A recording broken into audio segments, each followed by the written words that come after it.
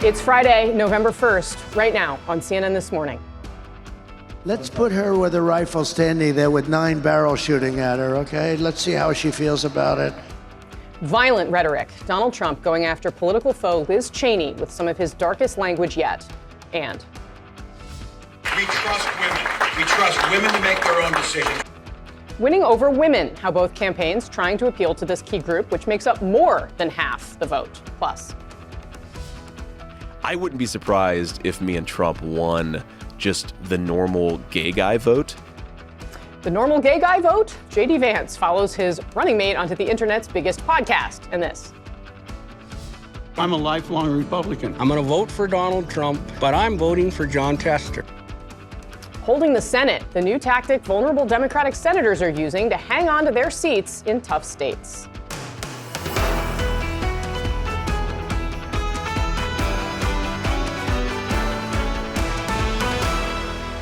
All right, 6 a.m. here on the East Coast. A live look at Detroit, Michigan. Both campaigns heading to the Wolverine State today. Of course, a critical battleground ahead of Tuesday's election. Good morning, everyone. I'm Casey Hunt. It's wonderful to have you with us. 4 days out from Election Day, and former President Donald Trump is escalating his violent rhetoric, suggesting one of his most prominent critics, the former Congresswoman Liz Cheney, should be fired upon. She's a radical war hawk. Let's put her with a rifle standing there with 9 barrels shooting at her, okay? Let's see how she feels about it. You know, when the guns are trained on her face. You know, they're all war hawks when they're sitting in Washington in a nice building saying, oh, gee, let's send 10,000 troops right into the mouth of the enemy. Let's see how she feels when the guns are trained on her face. Let's sit with that for a moment. Of course, violent rhetoric, it's not new for Trump. But this stark imagery represents an escalation at a tense moment when the country is on edge heading into Tuesday, with 7 in 10 Americans saying they feel anxious or frustrated about the election, according to a new AP poll. And it comes after Trump has raised the specter of using the U.S. military on Americans he calls the enemy within. I think the bigger problem is the enemy from within, not even the people that have come in and destroying our country. By the way, totally destroying our country. The towns, the villages, they're being inundated.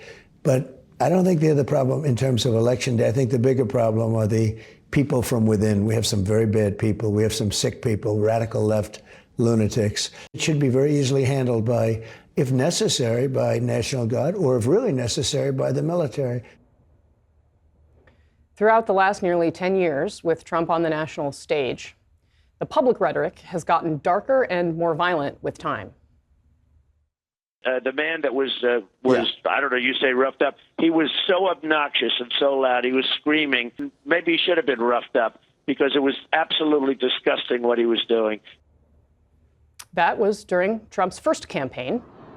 During his administration, he asked his national security team if he could shoot protesters. He was speaking to General Mark Milley when he asked that question of, can't you just shoot him in the legs or something? And I was, shocked by it to hear this from the President of the United States saying that we shoot our fellow Americans in the streets of the nation's capital. That was Donald Trump's former defense secretary, Mark Esper. After Trump left office, he suggested the former chairman of the Joint Chiefs, General Mark Milley, should possibly be executed. Milley's phone call with the Chinese to reassure them in the wake of the January 6th riot was, quote, an act so egregious that in times gone by, the punishment would have been death, Trump wrote on his Truth Social platform. Then came his 2024 campaign after actual violence erupted at the Capitol, trying to prevent the certification of Joe Biden's 2020 win. Ladies and gentlemen, please rise for the horribly and unfairly treated January 6th hostages. You see the spirit from the hostages, and that's what they are, is hostages. They've been treated terribly. Unbelievable patriots, and they were unbelievable patriots and are. He called people put in jail for what they did that day, quote, unbelievable patriots. And as the campaign has gone on, he has made these promises. I am your warrior. I am your justice. And for those who have been wronged and betrayed, I am your retribution. I am your retribution. And 2024 is the final battle. That's going to be the big one. This is the final battle, he says. He's talking about the election happening 4 days from now. In her closing argument of this campaign, his opponent, Kamala Harris, had this warning.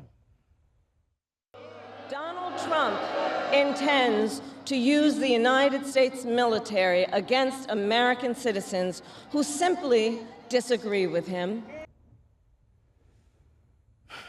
That's where we are, 4 days from Election Day in 2024. Joining us now to discuss, Elliot Williams, CNN legal analyst, former federal prosecutor, Jonah Goldberg, CNN political commentator, co-founder and editor-in-chief of The Dispatch, Megan Hayes, former director of message planning for the Biden White House, and Brad Todd, Republican strategist and partner at the public strategy firm On Message. Welcome to all of you.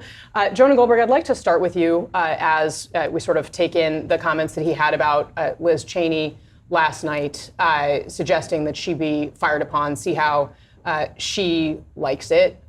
What does this mean at this point in the election cycle? Yeah, well, I mean, I feel like we're triggering Brad, who works for a company called On Message, that he is not exactly on message here. Look, I don't think you even need to call it fired upon. He's saying quite explicitly and unambiguously that Liz Cheney should be shot, should be executed by firing squad. That is appalling. It is a small facet of the reasons why he's unfit for office, and the Republican Party has made a disastrous mistake renominating him. All that said, since we're here for the punditry, I don't know what this gets him, right? If his problem is freaking out suburban women who don't like the chaos, don't like the violent rhetoric and all that kind of stuff, that's just not a great closing argument. Let's execute a political opponent who happens to be a woman because I don't like her. And like, does that pull more low propensity voters in his coalition to the polls? I honestly don't think so, but maybe they have some data that says otherwise. If Access Hollywood did not have an impact in rendering this individual unfit to be elected president of the United States, and then forget everything that happened. But okay, then let's forget what happened for the next 4 years. So if January 6th and the rhetoric there did not render this individual unfit for office, and people are still have open questions about Donald Trump, then I don't know what else is going to move the needle. And to Jonah's point, there is no defending that rhetoric. We can try to both sides anything that anybody says, but that was quite explicit what he said there. You would have a hard time selling a jury that that's what he said. I would not have a hard time selling a jury that that's what he said. Although it was a statement made out of court, might be hearsay, so I don't know. But anyway. I'm going to say this in the backwards order so I can get it all out. I don't think that first of all, I agree with Liz Cheney on foreign policy more than I agree with Donald Trump on some of these questions, or at least historically I have. He was talking about their difference on foreign policy. Liz Cheney's a hawk. If you listen to the rest of the bite, he says she always wanted to go to war with people. I don't want to go to war with people. He was saying if she was the one that had to go into infantry combat, maybe she would see it differently. That's a critique Democrats have made about Dick Cheney and other hawks. But staring at 9 barrels, you think that's... Yes, he's talking about going to war. Now let's go to Donald Trump's problem. This is why he's in a close race. He's ahead in every target state this morning, enough to get 270 in the New York Times poll, which is not exactly a friendly poll to him. Saying things like this in this way, he'd be ahead by 6 or 7 if he didn't do that. If he was talking about the economy this week, if he was talking about crime and the border and things that this administration has failed on, I mean, yes, he does not choose his words very well. And no, Jonah, he is not on message. But he is about to win. He's about to win. Despite the way he talks, that tells you how unpopular this administration is. I disagree. I don't think he's going to win, but I also think this is going to get people who are conservative Republicans to just stay home. They might not go vote for the vice president, but they are going to stay home. This is such reprehensible language over and over and over again. And I agree with you, Elliot, nothing is moving the needle, but I do think these people are just going to stay home. I just don't think they're going to vote for him. I don't think these people want a president that acts like this. This is not someone you want representing the United States in foreign countries. So is the new Democratic strategy just to get people not to vote, stay home? Is that No, I'm saying that this type of language makes people want to stay home and not go out and vote for him. Well, I hope I'm not saying it's a strategy by any let's be stretch of the clear, imagination. everybody should vote. Well, and I don't think they're not going to vote for down ballot races. I don't think they're going to continue to vote for him. Brad, I love you. No, I do. That's always the opening line. Oh boy, here we go. However, no disrespect. Here we go. However, my love, is that what you want? And this is the question that I would ask of anybody who's not even defending the former president, but to set aside the economy, the tax cuts, the Supreme Court justices, and so on. Is this what you want running the country and representing the United States on a global stage?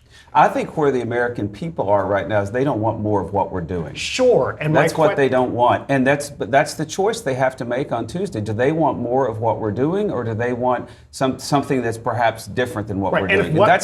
All elections with an incumbent party or referendums on them. Sure, and if what we're doing is inflation that is several points higher than we want it, is the alternative that on the global stage, that kind of rhetoric, that kind of treatment of. So look, it's not just rhetoric, okay? That's the thing, and this is where I trip, Jonah, because I had so many Republicans. I was covering Congress for the entirety of the Trump administration, right? And I have always found that there are people that I greatly respect who are public servants on both sides of the aisle. And many of the people that I respected the most on the Republican side would say, they'd say one thing in private. In public, they would say, you know what? It's going to be okay. He just talks like this. Nothing is actually going to happen. And because these were people who had been respected public servants for a long time, I believed many of them, even as in private, they would say, I'm actually a little bit more concerned about this than I'm willing to let on publicly. But then we hit January 6th, and there literally were people breaking the windows, bear spraying the cops. Several of the cops died in the aftermath of the thing, and it became very implausible in my mind. And the president of the United States at that time, Donald Trump, who any president is supposed to be the president for all Americans, right? This mob is attacking the building, attacking the democracy, attacking the people inside there, and he does nothing. He sends no one for hours. So when I listen to something like this, it doesn't feel hypothetical to me. Mm-hmm. It doesn't feel like just language.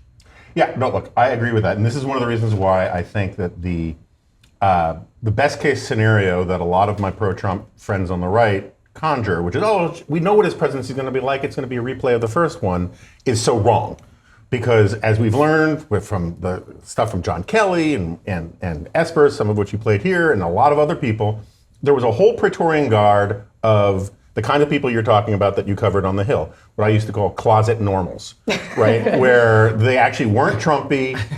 They just had to say this stuff in the public, in front of cameras and microphones, but then behind the scenes, there's Paul Ryan would say this often. He was like, you wouldn't believe the things that we stopped him from doing. Right. He called himself the ballast in the ship of state at the time. And so now we have Donald Trump has gotten older, crankier, weirdly more confident, and surrounded by a coterie of sycophants and enablers.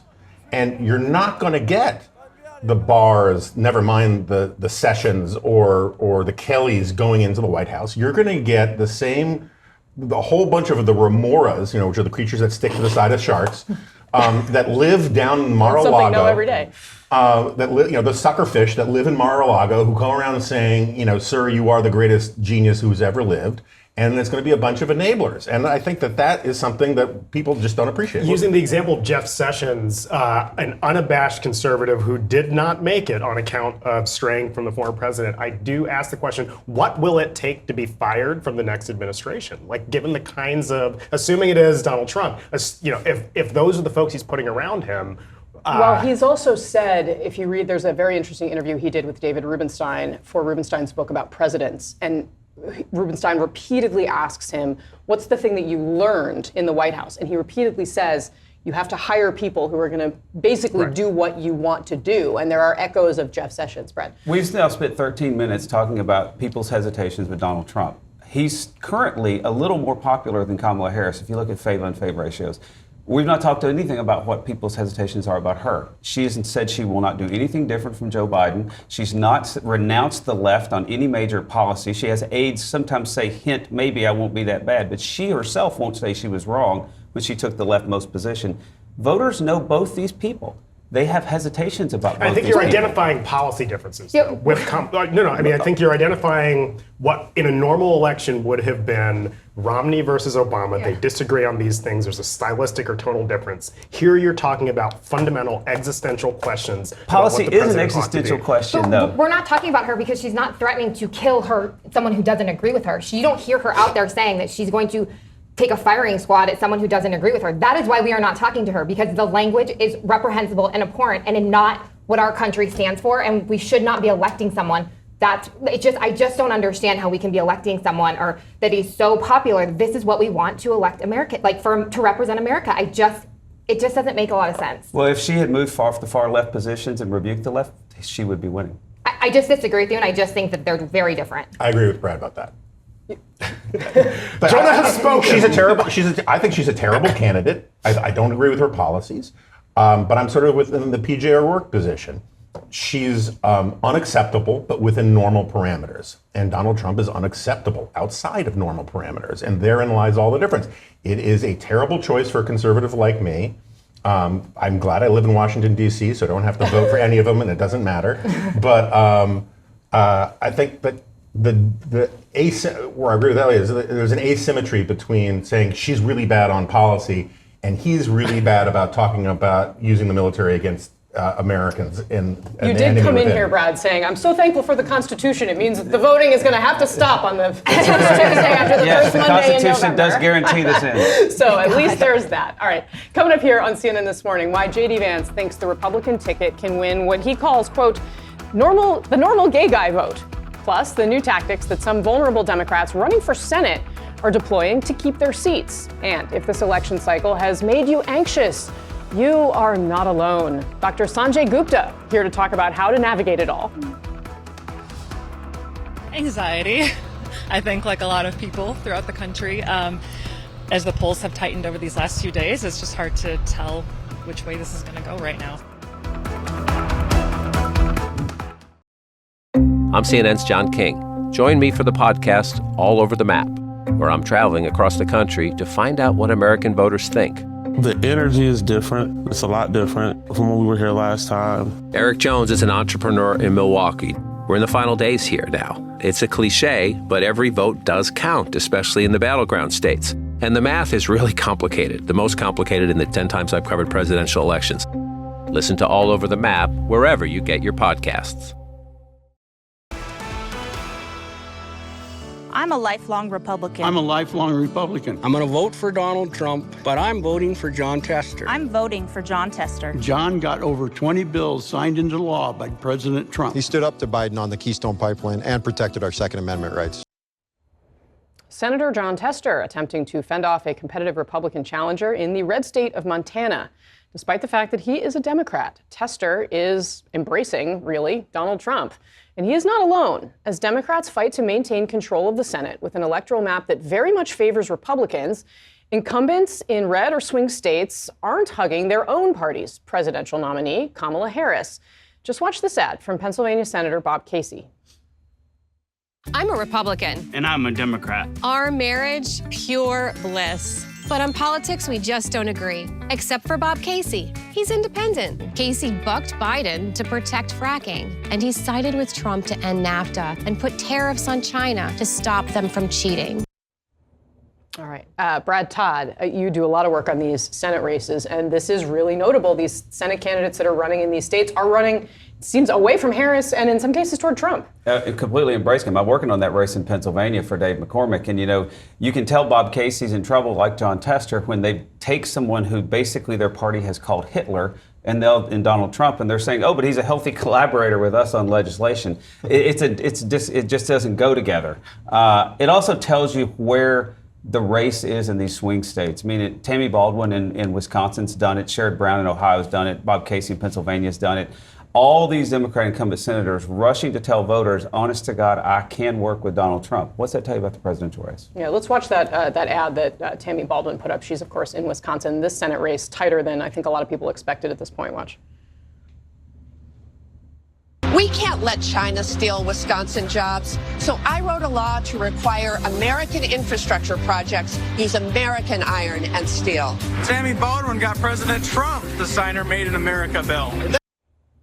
I mean, Jonah, it's the writing is in the ads, I guess. Yeah, someone showed me the other day some lawn signs in Arizona that say Trump Gallego, which is kind of interesting. Gallego being the Democratic Senate Entirely candidate. Possible that's how it goes in Arizona. Oh, right? for sure. I mean, the Trump Gallego voter is a real constituency in Arizona, partly because Kerry Lake is so terrible, but and partly because he's a Marine, so he's got some cross-cultural appeal. But look, I think Brad's point is entirely right. Is that there's been a shift from the shift of the FDR coalition has accelerated really dramatically recently, and that means you're going to get a bunch of people who are sort of traditional Democrats who like Trump, and a lot of these traditional Democrats who have not had difficult races in the past are stuck trying to figure out how to navigate those waters. Well, keep in mind, most of these senators did not vote with Donald Trump. They voted 98% with Joe Biden. They don't vote with Republicans. They don't talk like Republicans except when they're right next to the election. So that is a little bit of a different switch, too. All right. Coming up next here, tension, anxiety, what a majority of Americans say they are feeling ahead of the election. CNN's Dr. Sanjay Gupta is going to talk through how to work it out, some of that nervous energy. And just 4 days out, Trump takes the stage in Arizona while Kamala Harris rallied in Vegas. We all know who Donald Trump is. This is not someone who is thinking about how to make your life better. This is someone who is increasingly unstable.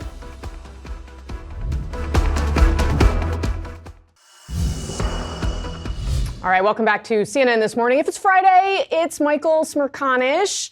Michael, good morning to you. I'm thrilled to have you as always. And this is the last Friday before the first Tuesday after the first Monday in November, which means it's the last time you and I are going to get to talk before Election Day. And I'm anxious to know what you think here in the final days, where this race stands, where we're headed. Candidly, I feel like we may be in the calm before the storm. But you tell me if you disagree. Thank you for having me. I've looked forward to these Friday morning get-togethers. I really have.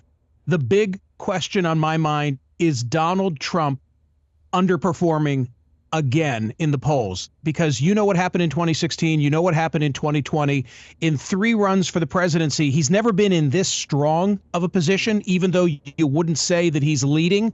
But if the polls are off as they were in the last 2 cycles, then he wins. Or is there some level of overcompensation by the polling outfits because of what went wrong in 2016 and 2020? Me, I look at all the data like you. I know the polls. The polls say margin of error stuff in the battleground states. She's probably ahead in the national polls by a Hillary margin, not by a Biden margin. The betting markets favor him.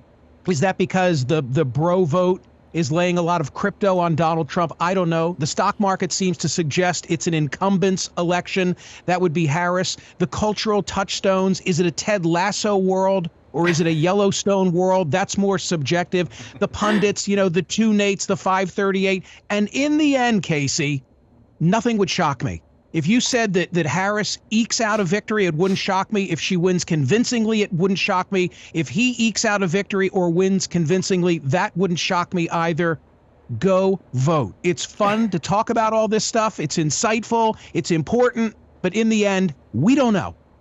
Yeah, I mean, look, it's honestly the best part, and is that it's at the end of the day, it's up to the voters. And as much as we can try to figure out what they're collectively thinking, my gosh, the number of times that they've surprised us in recent election cycles. But look, Michael, I'm so glad you raised the question of how or whether the polls are capturing accurately what the electorate is going to be, because you rightly point out that mistakes were made in recent previous years. The pollsters have tried to compensate for understanding that there are more sort of hidden Trump voters, right?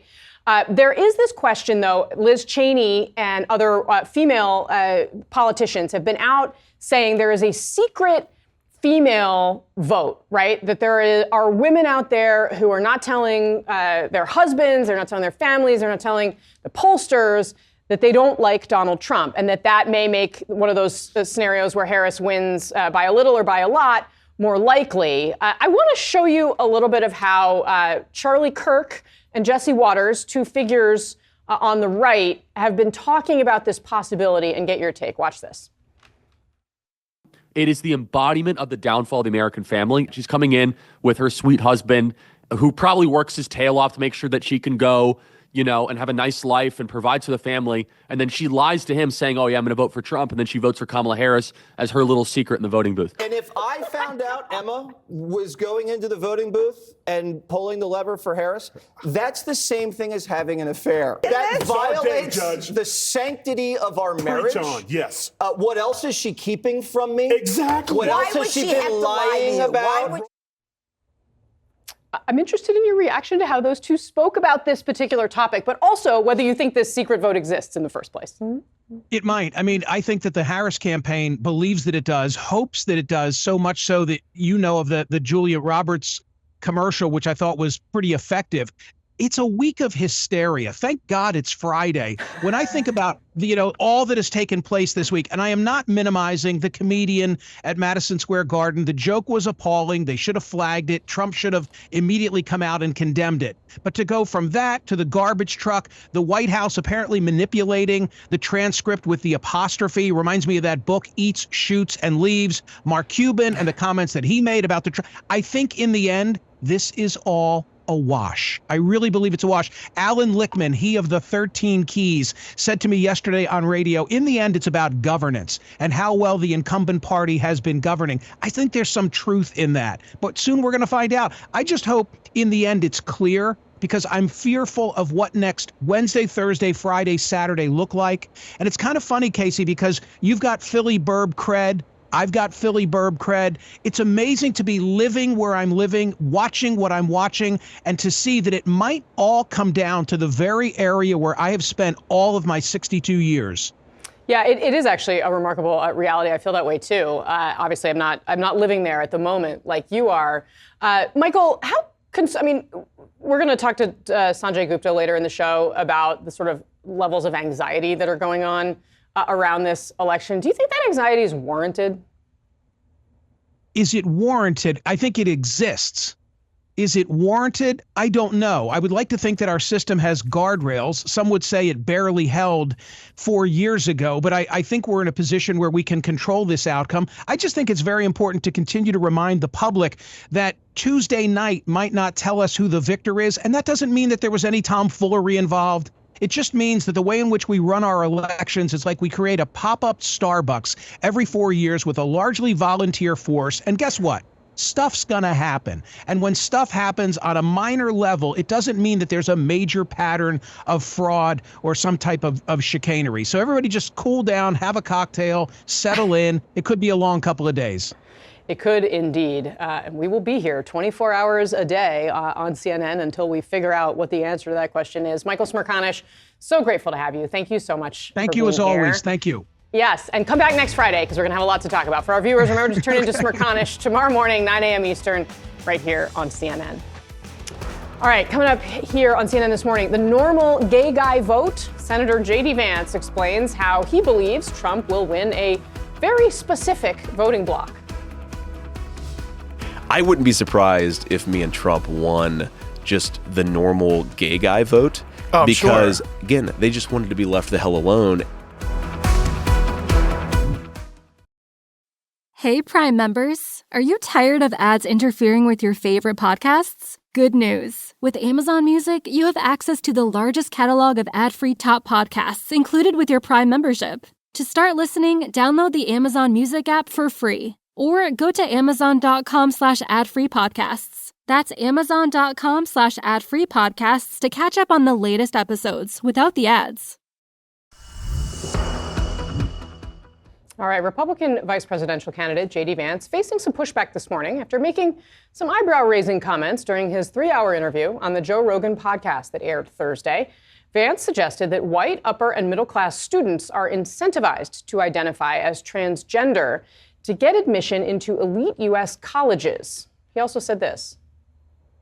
Frankly, I wouldn't be surprised if me and Trump won just the normal gay guy vote because, again, they just wanted to be left the hell alone. And now you have all this crazy stuff on top of it that they're like, well, no, we didn't want to give pharmaceutical products to 9-year-olds who are transitioning their genders. We just wanted to be left the hell alone. All right, so let's watch also what he said about admission to colleges and the incentives around people who identify as transgender. Watch.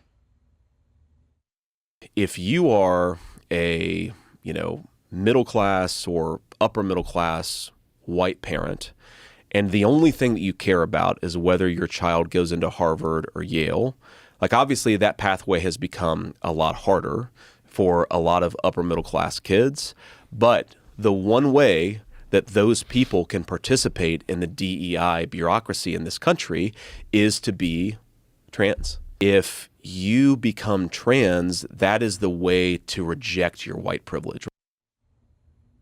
Okay, panel is back. Jonah Goldberg, what do you make of what he said here? Stipulating that clearly this cultural issue of transgender people has been a message that the Trump campaign has put a lot of money behind and that they think does resonate with some voters.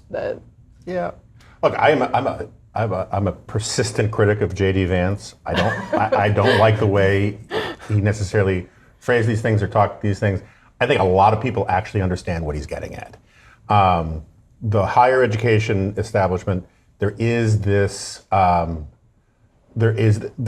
widespread understanding, as someone who sent their kid to college and went through that process, and all my friends are at that age with their kids, that there are certain shibboleths, or what the sociologist Rob Henderson would call luxury beliefs, that if you put in your college essay, that if you identify in some way that pings on the radar of identity politics, it is an added value in the application process. Now, whether it's identifying as trans, whatever. I think non-binary is one of these fashionable terms that the kids these days like to use a lot.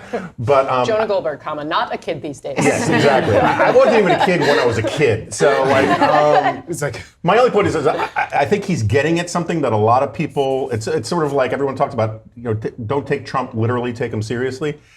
That kind of applies to what he's dog whistling and talking about there. There's a real thing there that I think a lot of people understand, even if you can easily nitpick the language that he's using, and I say this as a non-J.D. Vance fan. Now, but the thing is, you can say the words the letters DEI in the context of college applications all you want, but just look at the data. And right now, I believe it's 60% of college students, I think, and don't quote me on the number, are first-generation college students. Mm-hmm. Colleges go out of their way to draw people from diverse places in the country. Sure. And so being trans isn't going to get you into college. Being a white kid from Kentucky whose parents didn't go to college will get you into college. And so it's a little rich. I think it's a point system across the spectrum. But I agree with you on the point that it's not just this sort of lefty coding. But I want to overvalue the trans point. But the simple fact is, it is a little rich hearing that from J.D. Vance. Now, it's a point that works. It's a point that works, and people hear the letters DEI. People hear about the idea. The vestiges of affirmative action over years are sort of in people's heads, and it whips them up. But is there a normal gay guy vote? Well, I think there's a taxpayer vote, and I think that's probably what he's talking about. But this transgender agenda question, this is a place where Republicans have about 80% of the country agreeing with their position. Democrats like Kamala Harris are in like the 20% position. The more that topic is up this week, the better it is for Republicans up and down the ballot. I think it's a fear tactic that Republicans are using, and I think that then Donald Trump steps on himself and says he wants to shoot Liz Cheney. So, I don't think it gets very far. All right. Coming up next here on CNN This Morning, keeping their advantage with women, how the Harris campaign seizing on Donald Trump's comments about protecting women, quote, whether they like it or not, end quote. Plus, is the election stressing you out? You are not alone. Dr. Sanjay Gupta is here to help us all cope with it. I'm ready for it to be over. Yeah, I bet. And it's getting more and more difficult to listen to all the vitriol and that sort of thing. All right, welcome back. Just 4 days out from Election Day 2024. Donald Trump and Kamala Harris wrapped up late-night events in the western swing states of Arizona and Nevada. It was really just hours ago. There was one large and important group of voters on their mind, women. Kamala Harris looking to drive up her sizable advantage with female voters, seizing on the former president's recent comment that he would protect women, quote, whether the women like it or not. This is the same man who said women should be punished for their choices. He simply does not respect the freedom of women or the intelligence of women to know what's in their own best interest and make decisions accordingly. But we trust women. We trust women. But one of her most vocal supporters on the campaign trail, entrepreneur Mark Cuban, was not making Harris's job any easier yesterday, catching heat for his own comments about the women around Donald Trump. Turns out Donald Trump is not even asking Nikki Haley for her help to try to reach her voters. What do you make of that? And do you think having people like Liz Cheney, Adam Kinzinger, and other Republicans with Kamala Harris is going to put her over the edge with these Nikki Haley supporters? Yeah, I mean, yes, it'll put her over the edge with Nikki Haley supporters. Donald Trump, you never see him around strong, intelligent women, ever. It's just that simple. They're intimidating to him. He doesn't like to be challenged by them. So here was how the New York Post answered that with the faces of women supporters and people who are around Donald Trump. Who wants to take this? Megan, why don't I start with you? A strong, intelligent woman, Megan Hayes. There you go. Who we are happy to have at the table. I mean, look, the language that Trump uses here, this whether they like it or not, I mean, it definitely hits a certain way when anyone is talking about you like that. That said, Cuban was not terribly complimentary of the women that are in Trump's orbit, and there are women in his orbit. Totally. And I just think that some of these people on the periphery should probably stay out of it and let the former president and the vice president make their final arguments here and let them go at each other because they're both saying enough for us all to talk about. But I think that what he was probably trying to say is at the rally at Madison Square Garden, there was like 5 or 6 speakers to these, 20-some men that spoke. And I think that was the point he was trying to make. I don't know that for sure, but it seems like that's the point. And it also seems like Trump can never get ahead of himself with women, and he continues to insult strong women. So it would just, I think, drawing conclusion with like, what are all these women around you saying to you? Why aren't you staying on message? I think Mark Cuban's never met Susie Wiles, who is Donald Trump's campaign manager, who did tweet about this. One of the strongest women in politics that I've ever worked with. Cuban can be an idiot, frankly, and he doesn't know he's in a field he doesn't know what he's talking about. I also think, though, that the gender gap, we're treating it a little bit too much with crayon in this race. The fact is that Donald Trump may well carry married women. He will definitely carry women with kids in the home. What we have is a marriage gap and a parent gap more than we have a gender gap. And you see it on the men's side, too. Men with kids in the home are going to vote for Donald Trump much more than single men are. It's a lot more complicated than we make it a lot of times. Yeah. So we do, one woman who, of course, has been the focus of Donald Trump is Liz Cheney. We talked about her at the top of the show. We now have her response was just posted to the platform formerly known as Twitter. There it is. She says this, quote, "This is how dictators destroy free nations. They threaten those who speak against them with death. We cannot entrust our country and our freedom to a petty, vindictive, cruel, unstable man who wants to be a tyrant." And she hashtags it, "Women will not be silenced." Jonah. It's a good statement. I mean, and I've been sitting here mulling Brad's defense of the statement, and I think he's got a better point than I granted at the beginning. I still think what he said was outrageous and grotesque, but that's part of the problem, right? Is Donald Trump speaks in ways, sort of like Mark Cuban, that does not allow for nuance, shades of gray, exceptions to the rule. I have lots of criticisms of these women. Not all of them, though, right? But so when Mark Cuban says all of the women are, period, there are no smart, intelligent women around, strong women around Trump, that's just not true. Donald Trump does have a lot of not great people, men and women around him, and Cuban doesn't know how to talk about this kind of stuff. Trump likes to sound so macho and so tough that it freaks people out. And so like the clip about him saying, "I'm going to protect women no matter what," if you actually listen to the broader part of it, he's got a perfectly fine point, which is that the commander-in-chief is supposed to protect Americans regardless of who they are, regardless of their gender. But often when these things about sort of men are from Mars, women are from Venus kind of things, it's not what you say, it's how you say it. And the way Trump talks, I don't blame Whether women you like it or not. Yeah.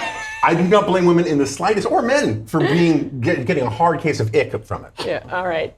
Look, we're running out of time here on a Friday, so we thought this would be a good point to address what everyone at home seems to be talking about. It's certainly what I hear from people when I am asked about the election, which is frequently, it's on everyone's minds. Watch.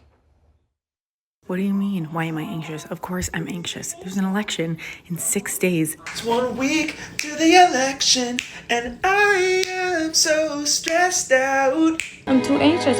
Maybe ask me after election day. And you just kind of wish you could just hide under a rock because you just wish the election would hurry up and come. And I wasn't able to pinpoint exactly what the source of that anxiety was. Wasn't sure exactly why. It's the election.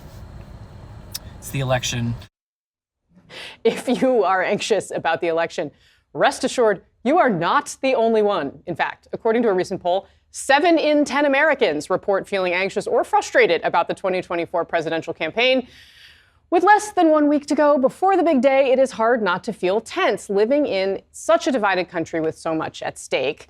In a new Chasing Life podcast episode out today, CNN chief medical correspondent Dr. Sanjay Gupta helping us learn how to navigate our polarized world by having difficult but oftentimes necessary conversations. And Dr. Sanjay Gupta joins us now. Sanjay, it's so wonderful to see you.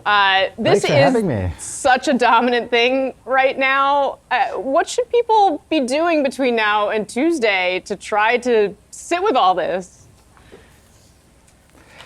Yeah, first of all, those clips make you kind of anxious just watching those, right? I mean, I think everyone is certainly feeling this. Let me start with the good news, which is that our bodies and our brains are incredibly biodynamic. So as stressed or as anxious as you may feel, you can quickly revert as well. And the key is, developing some strategies.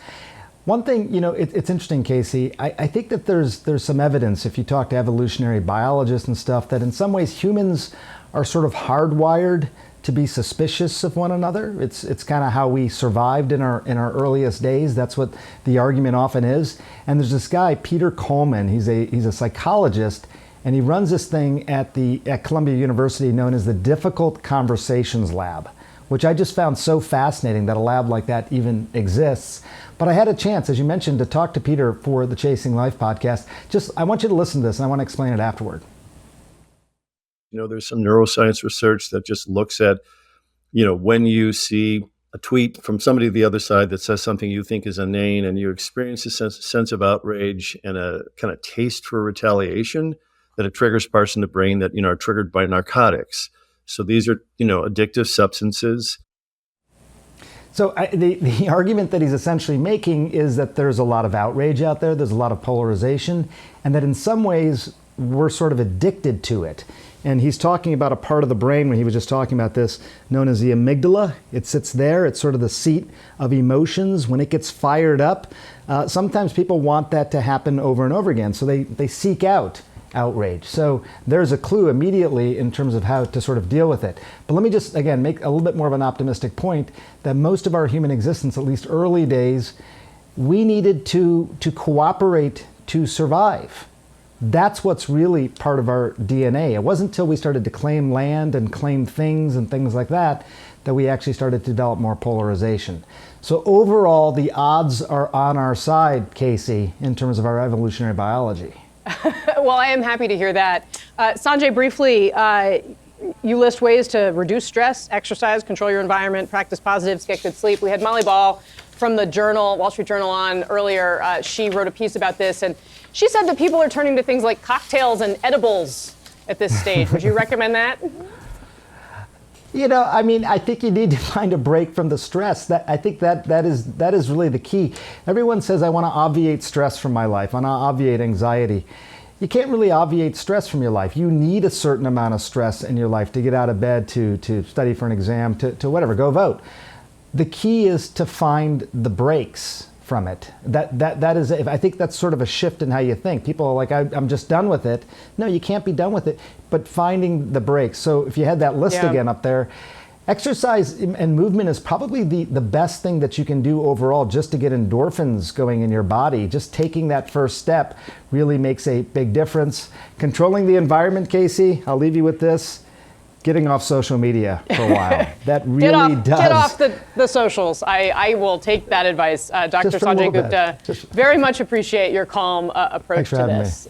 Thank you for being here on this Friday. I don't know, who's anxious about the election? All right, reminder, you can listen to that latest podcast wherever you get your podcasts. Thanks to our panel. Try not to be so anxious this weekend, those of you watching at home. I'm Casey Hunt. Don't go anywhere. CNN News Central starts right now.